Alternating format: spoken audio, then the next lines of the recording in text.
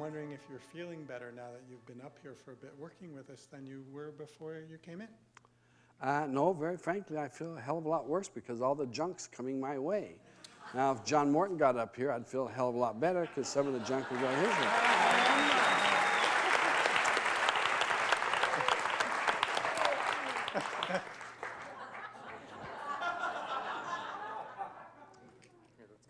Really? Don't throw it over my side. Throw it that way.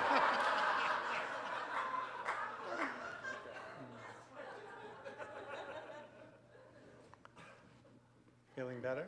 Oh, yeah, a little bit. Okay. Are we feeling better or not? Yeah. Okay. We're feeling really pretty good. Okay. So do you still want me to work with introductory material, or shall I actually get to the question? Well, make it easy on yourself. Okay. Would you talk to us about the silent ones and whatever there would be that you might share about them? No, would you like to try another question? Okay. That was really hard. That's not easy. How do you talk about something that never talks so you don't know if you're right or wrong? Hey! I just raised my hand, you called on. First of all, the silent ones are part of a different manifestation of God's creation than what angels or humans or Davidic realms come to. They're different form. And if you were to see one move, you'd have to watch it probably 1,000,000 years before you'd see any movement. Because theirs is not a movement field, theirs is a being field. So they just be. They would look an awful lot like a triangle.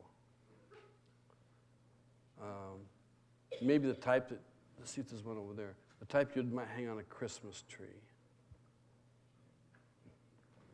And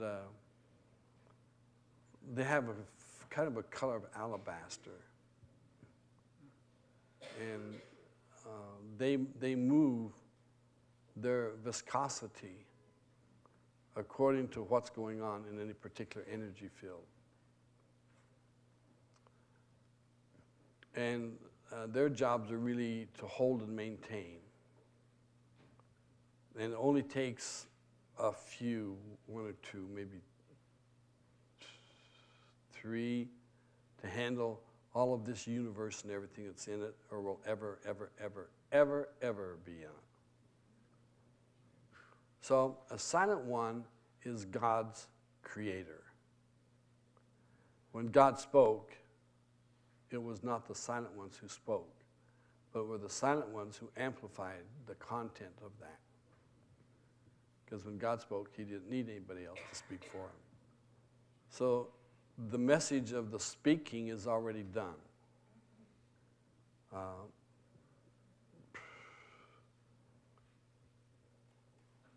They probably wouldn't go back to redo anything because the very presence of their specialty and their beingness is a constant maintenance of perfection.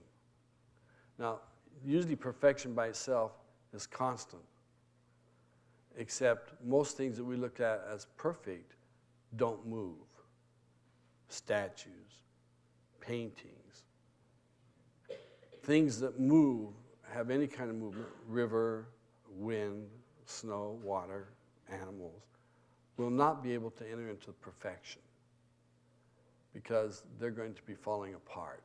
They're going to be deteriorating, and there's going to be a lot of maintenance for that to happen.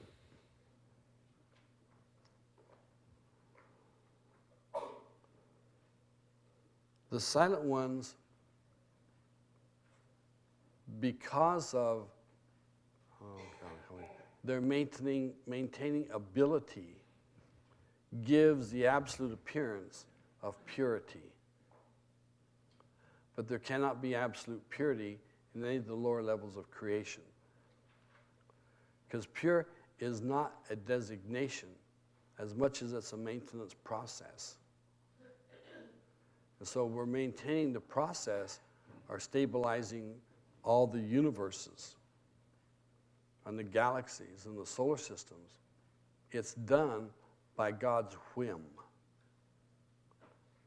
It's like God may go, and it's already being done. So before God can give a command, the very nature of the wish or the presence of God's energy is amplified through the silent ones and becomes absolutely manifest in the most pure state that can be had at that place of manifestation. So it's an agreed upon process to have perfection, but maintenance is something that in the very beginning is established to always be. And because of its establishment to always be, it always was. You following? So when something always was, then you have to watch your vocabulary terms, because you can't go from a state of wasness into a state of beingness. You can just ride on the perfection of maintenance. If we can maintain and keep ourselves at a certain level of perception, then we are perceived as perfect. But it's a perception of perfect, not perfect. So it's a maintenance of perfection. So we have a very hard time understanding, how do I become perfect even as my Father in heaven is perfect? Well, if you look at what he made, you understand the Father in heaven isn't perfect. And that they're referencing him as one of the lesser gods that performed the task of bringing all this together. So that pretty much takes that and puts it where you can look at it. There's not too much you can do with this information. You can think about it a great deal, but it's not much of a doing process with it. It's more of an enabling. You enable it to take place. So we have to come to a higher state of reference and hitch our wagon to that star, if you will. And then let that star lead us into the higher heavens. And the leading of that star is the Christ.